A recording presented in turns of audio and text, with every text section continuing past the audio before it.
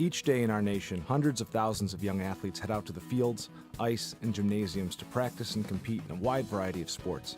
There's no doubt that these sports are a great way for kids and teens to stay healthy, as well as learn important leadership and team-building skills. But medical researchers have discovered young athletes, especially kids and teens, often don't recognize their own limitations, especially when they have a concussion. Youth concussion can have long-term impacts on young athletes, such as their health, memory, learning, and even their survival. This has led to a new effort to improve prevention, recognition, and response to sports-related concussion. That's where you come in.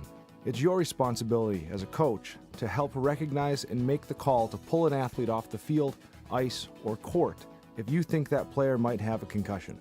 The purpose of this training module is to help you better understand the impact of concussion, as well as how to recognize it in your players. Let's start with a few basic facts concerning concussion. All concussions are serious. Concussions can happen in any sport or recreational activity. Recognizing and responding properly to concussions when they first occur can help prevent further injury or even death. It's absolutely essential that we have education for coaches so that if they recognize any of these symptoms, they can immediately remove the youth from competition.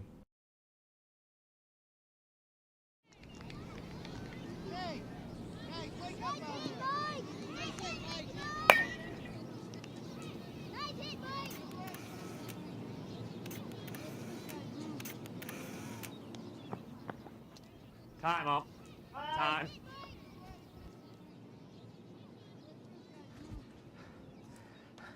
What's up, Coach? You okay? That was quite a hit. I think maybe you need to take a break. But Coach, I'm fine. Oh, I understand. But that was quite a collision. I think maybe you should sit the rest of this one out, okay? I'd like the athletic trainer to take a look at you as well, okay? Aw, come on, Coach. Hey, better safe than sorry. You're my responsibility out there, and it's my call. But I'm fine. Just go sit down and cheer for your team right now, okay? We'll talk about it after the game. All right.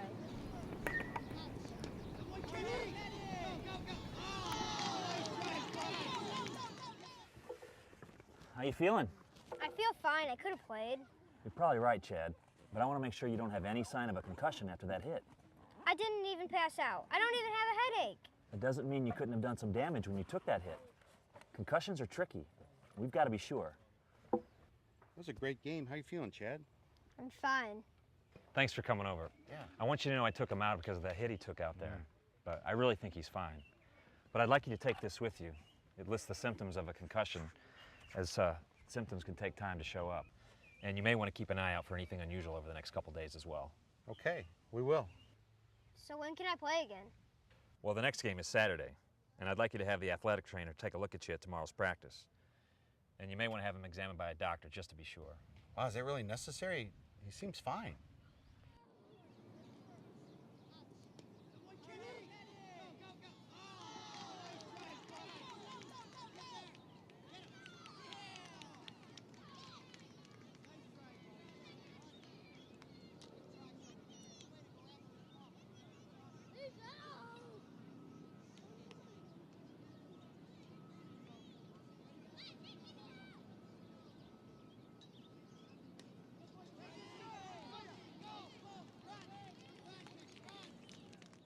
He took a pretty hard hit and an even harder fall, and we need to be absolutely sure that putting him back on the field won't do any harm. Okay, if you say so. I mean, we want to make sure he's okay, too. A concussion is a type of traumatic brain injury, or TBI, caused by a bump, blow, or jolt to the head, or by a hit to the body that causes your head and brain to move rapidly back and forth. This sudden movement can literally cause the brain to bounce around or twist in the skull, stretching and damaging the brain cells and creating chemical changes in the brain. What you might not know is that these chemical changes make the brain more sensitive to any increased stress or injury until it fully recovers. Unlike a broken arm or other injuries that you can feel with your hands or see on an X-ray, you can't see a concussion. It is a disruption of how the brain works. It is not a bruise to the brain. That is why brain CAT scans and MRIs are normal with most concussions. There are many potential causes of concussions, including a knock to the head from a fall, a jolt to the torso from a collision, a hit to the head from a stick or ball. A concussion can occur from any type of contact, such as colliding with a player, a goalpost, the ground, or another obstacle. Concussions can also occur outside of sports, ranging from bumping your head on a door to being in a car crash. Don't be fooled. Everything above the neck, essentially above the clavicles, the neck and the head, if there are injury symptoms referable to the cervical spine, referable to the brain, it is absolutely not safe to continue the athletic contest. Concussions affect people differently. While most athletes with a concussion recover quickly and fully, some will have symptoms that last for days or even weeks. A more serious concussion can last for months or longer. Not giving the brain enough recovery time can be dangerous. A repeat concussion during recovery, usually within hours, days, or weeks, can slow recovery or increase the chances for long-term problems. In rare cases, repeat concussions can result in brain swelling or permanent brain damage. It can even be fatal. While rare, permanent brain damage and death are two potential consequences of not identifying and responding to a concussion in a proper or timely manner. You can lose a child by being inattentive, by not getting rapid attention to the disorder. That's why it's incredibly important for you to pull an athlete you suspect has a concussion from play. Did you know most concussions occur without loss of consciousness? Athletes who have, at any point in their lives, had a concussion have an increased risk for another concussion. Young children and teens are more likely to get a concussion and take longer to recover than adults.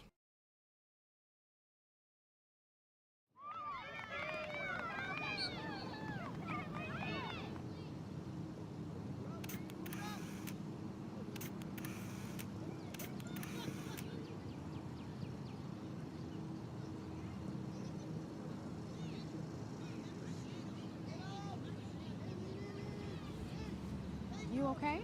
Yeah, I'm okay. Well, you look a little shaken up. Why don't you sit down and relax for a while? Coach, I'm fine. Just let me get back in there. Fine, huh? How's your head? It's fine. No headache or dizziness? Well, I have a little headache. Well, that's what worries me. When you suddenly crash into another player like you just did, it can make your brain bang or twist around inside of your skull. If that did happen and you start to play hard again, it could make things much worse. It's not worth the risk. Have a seat. Coach, there's only a couple minutes left. Look, I know you want to play, but trying to tough it out to win one game is not worth the risk. So have a seat.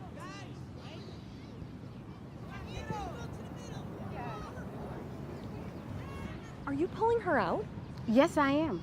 It's all tied up. We could really use her out there. You saw how hard they ran into each other out there. It's not worth the risk. She may have a concussion. She stays out. Do you really think it's that serious? I don't know. But at her age, even if we lose this game, she'll still have years to win. If we miss a concussion and it gets worse, she'll have years of who knows what. She stays out. What about them?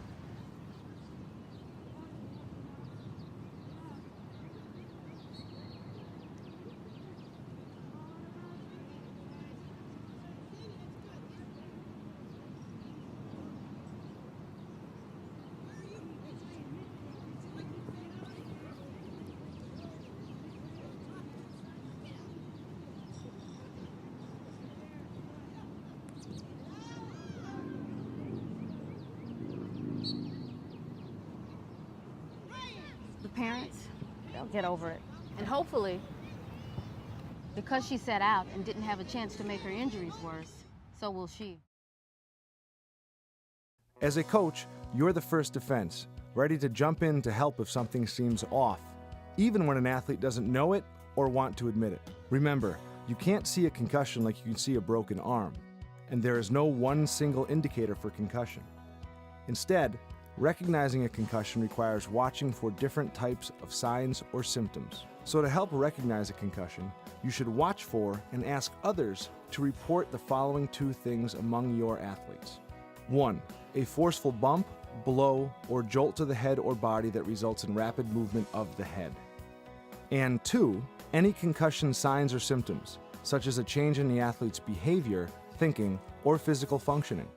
Signs and symptoms of concussion generally show up after the injury, but the full effect of the injury may not be noticeable at first, and some symptoms may not show up for hours or days. For example, in the first few minutes, the athlete might be slightly confused or appear a little bit dazed, but an hour later, they can't recall coming to the game. So assess the player, then assess the player again.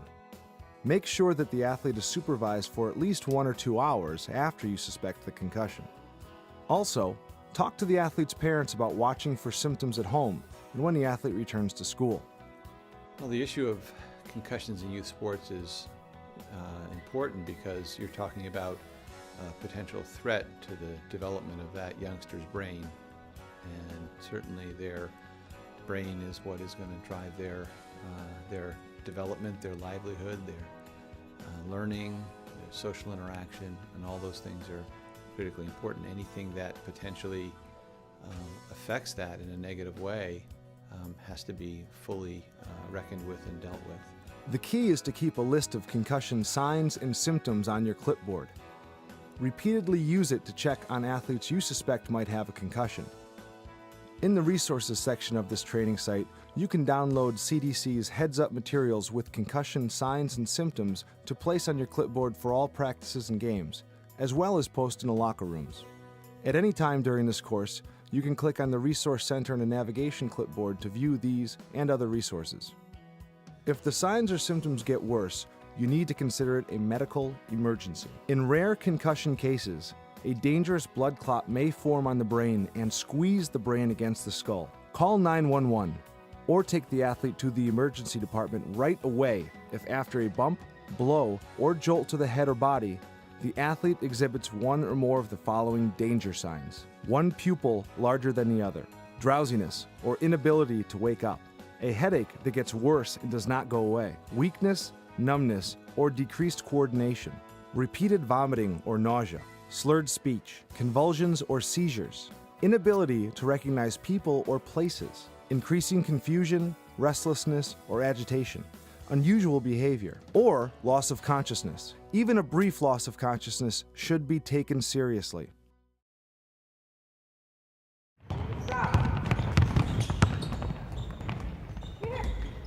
Box shot, Wanda.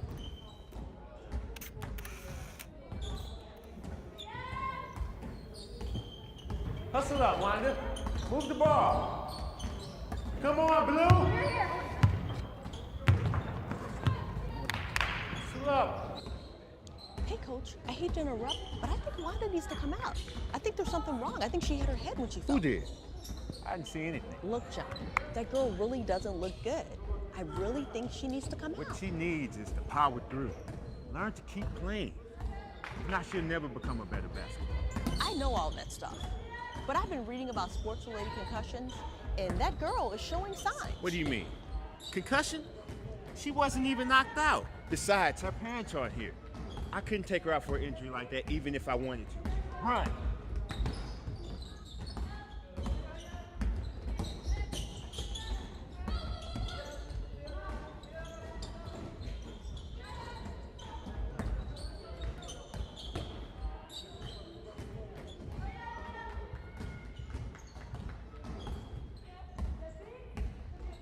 Look, John, she's acting funny.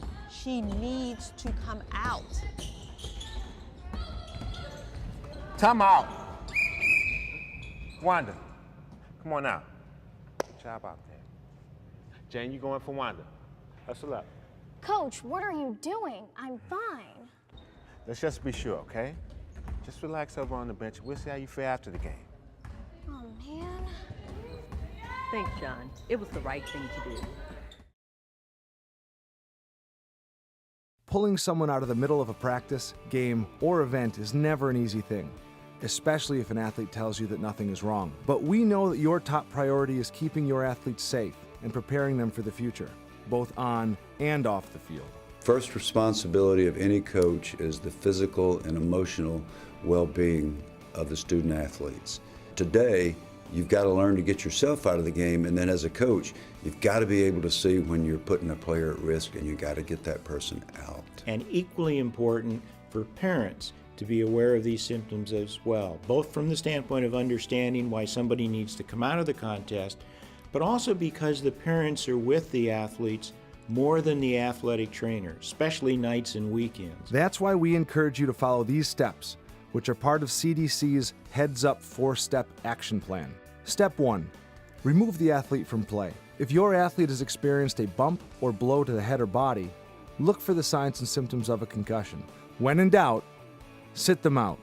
Step 2. Ensure that the athlete is evaluated by a healthcare professional experienced in evaluating for concussion. Do not try to judge the severity of the injury yourself. Healthcare professionals have a number of methods that they can use to assess the severity of concussions. As a coach, recording the following information can aid healthcare professionals: cause of the injury and force of the hit or blow to the head or body. Any loss of consciousness, either passed out or knocked out, and if so, for how long. Any memory loss immediately following the injury.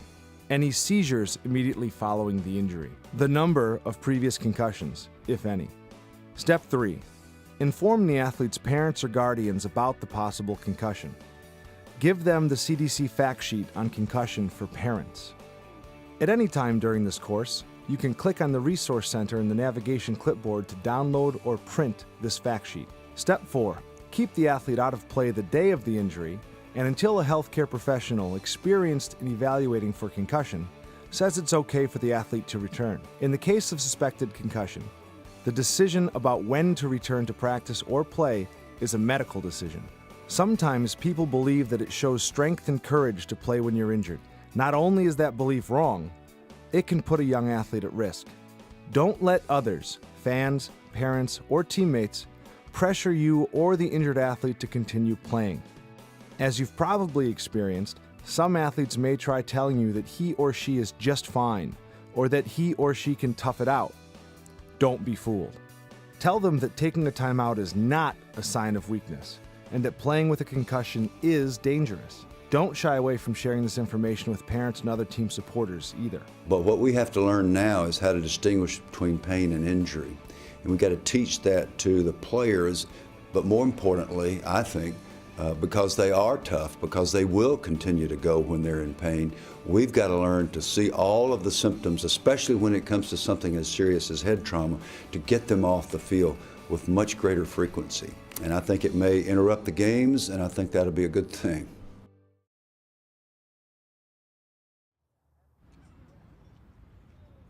Come on, ladies. We have a game Pretty tomorrow. excited for this. Can't Run! wait.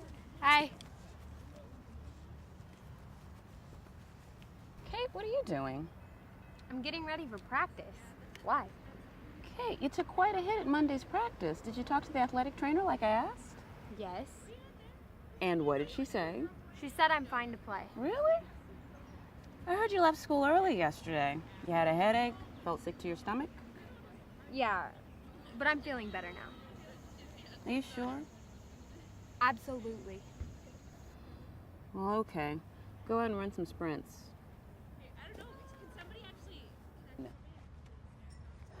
Is that Kate running out there? Yeah, she seemed fine, and you cleared her for practice today.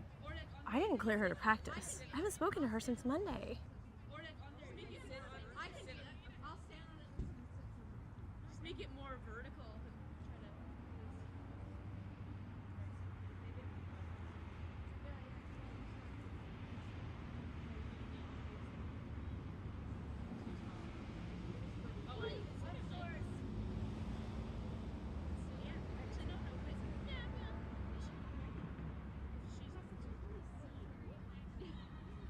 But she said you did. I specifically told her to talk to you. She never did. We need to get her off the field.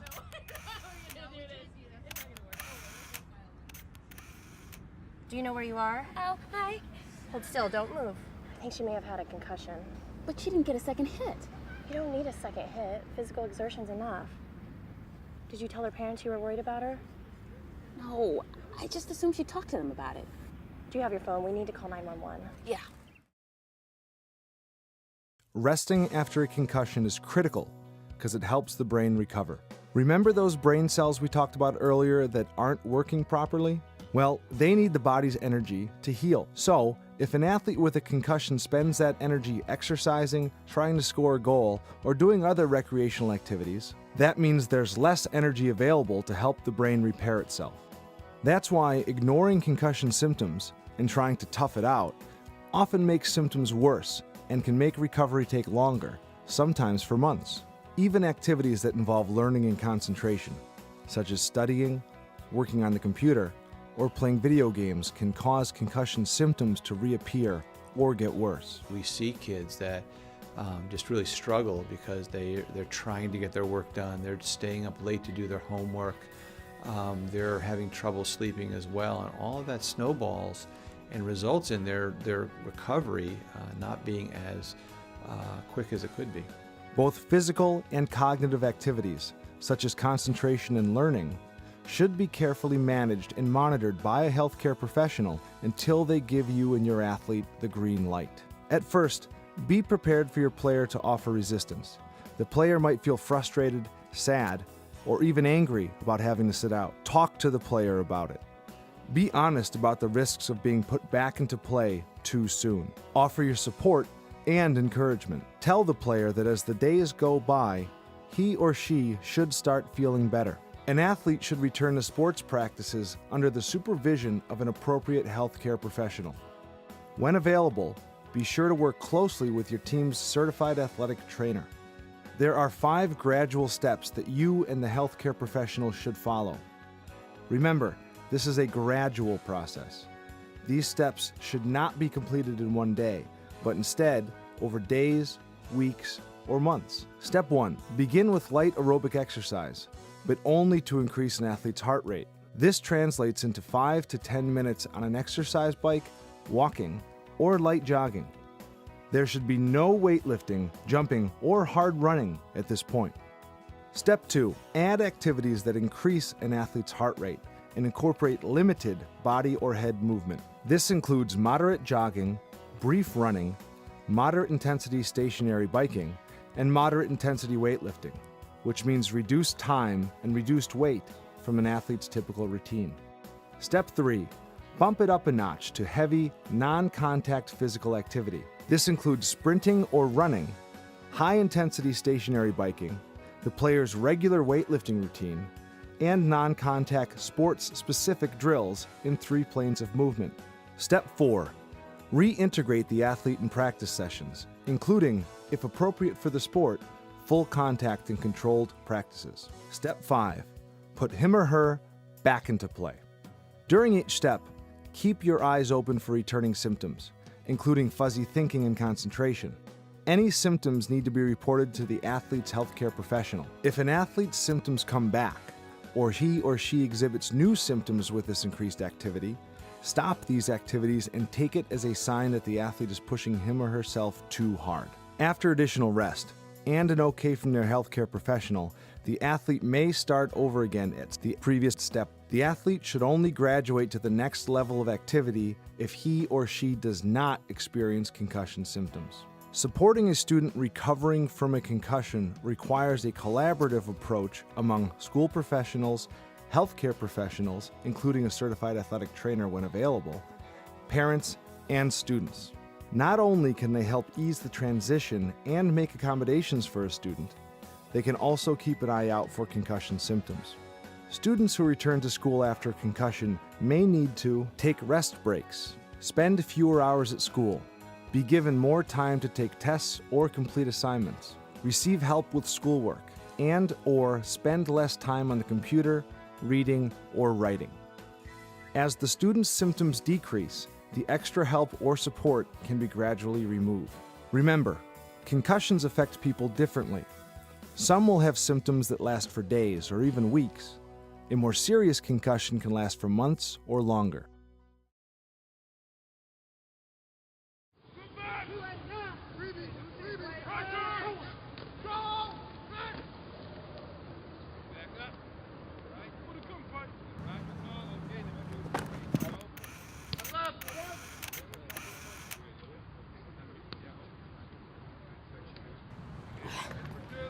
You okay, Steve? Yeah, I'm okay. Just a little shaken up, that's all. You didn't lose consciousness out there? Black out at all? No, not at all. Just saw stars for a few seconds. Wasn't expecting them to be on top of me like that. Went down hard. But you're fine? Why don't you go get a drink of water and get back out there? I'm ready now. All right.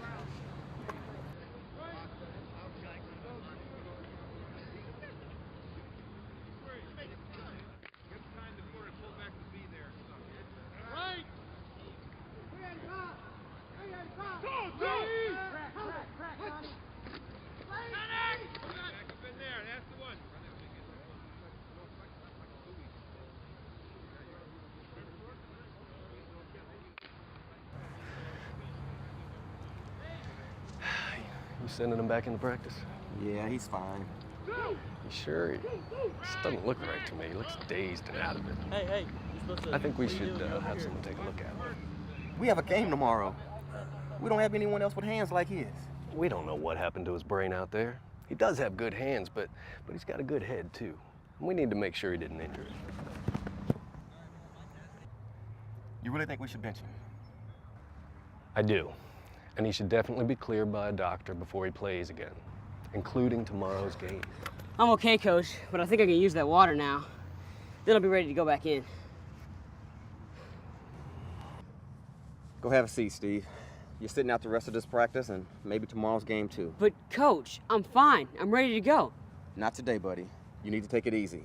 You really got hit hard out there, and we'll make sure a doctor looks you over before you're cleared to play again. You're always telling us to ignore the pain. Well, I'm ignoring it. I'm ready to play. It's not about the pain, Steve. It's about making sure you don't have a concussion. Now go sit down.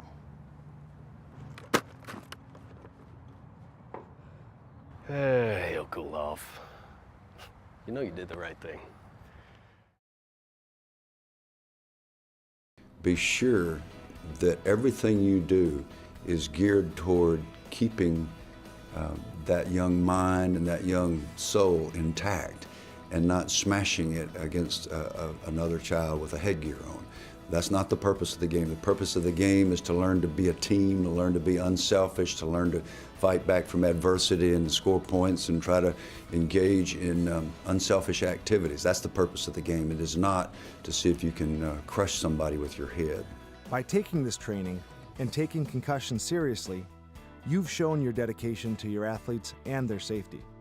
Now, it's time to take what you've learned to your coaching staff, team, parents, school professionals, and community, generating the support you'll need when it comes to identifying and responding to a concussion now will help later when you need to pull out an athlete because you suspect a concussion. Use the following preparedness checklist to guide you through pre, mid, and post seasons. You can view, download, and print these checklists at any time by clicking on Resource Center on the navigation clipboard. Pre-season checklist. Check with your league, school, or district about concussion policies. Concussion policy statements should include the school or league's commitment to safety, a brief description of concussion, and information on when athletes can safely return to play. Parents and athletes should sign the concussion policy statement at the beginning of each sports season.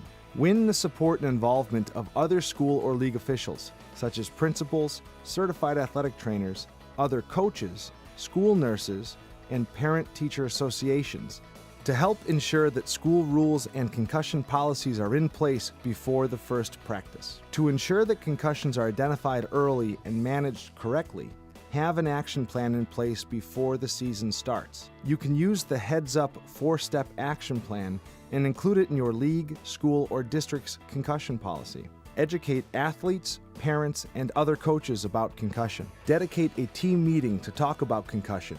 And before the first practice, talk to athletes, parents, other coaches, league, and school officials about the dangers of concussion. You can also talk about potential long-term consequences of concussion and your concerns as well as your expectations of safe play. Show concussion videos, available on CDC's website or in the resource section of this course. Pass out concussion fact sheets for athletes and for parents at the beginning of the season, and again if concussion occurs. Remind athletes to immediately tell the coaching staff if they suspect that they have a concussion or that a teammate has a concussion. Monitor the health of your athletes. Review the signs and symptoms of concussion, and keep the Heads Up 4-step action plan with you at games and practices. Carry the Heads Up clipboard with you and fill out the pocket card or clipboard sticker so that information about signs, symptoms, and emergency contacts is readily available. Make sure to ask if an athlete has ever had a concussion, and insist that your athletes be medically evaluated and in good condition to participate. Prior to your first practice, determine whether your school or league has or would consider conducting preseason baseline testing, also known as neurocognitive tests. These tests help assess brain function, including learning and memory skills, ability to pay attention or concentrate, and how quickly someone can think and solve problems. and can be used again during the season to identify a concussion. Identify the appropriate healthcare professional to run this program. Mid-season checklist. Insist that safety comes first. Teach and remind athletes of safe playing techniques. Encourage them to follow the rules of play, to practice good sportsmanship at all times, and to consistently wear the right protective equipment that fits properly, is well maintained, and worn correctly for their activity. Teach your athletes that it's not smart to play with a concussion. Remind your athletes and everyone who influences them, teammates, fans, parents, fellow students, that playing with a concussion is dangerous. Work closely with other league or school officials. Be sure that appropriate staff is available for injury assessment and referrals for further medical care. Enlist certified athletic trainers, school nurses, or appropriate school or league officials to monitor any changes in the athlete's behavior or schoolwork that could indicate that the student has a concussion. Ask them to report concussions that occurred during the season. This will help in monitoring injured athletes who participate in multiple sports throughout the year. Post-season checklist. Keep a concussion log. Work with a certified athletic trainer, school nurses, and other school or league staff to review injuries that occurred during the season. Discuss with other staff any needs for better concussion prevention or response preparation. Review your concussion policy and action plan. Discuss any need for improvements to your concussion policy or action plan with appropriate healthcare professionals and league or school staff, especially in light of what your log reveals. We hope, through this module, that you've come to better understand the impact sports-related concussion can have on youth athletes. If we, as coaches and parents, come to better understand this impact, become more focused on its recognition, and more resolved to pull athletes from the game when there's a possibility of concussion, we will have come a long way towards reducing the impact of this all too common injury. And always remember, when in doubt, sit them out.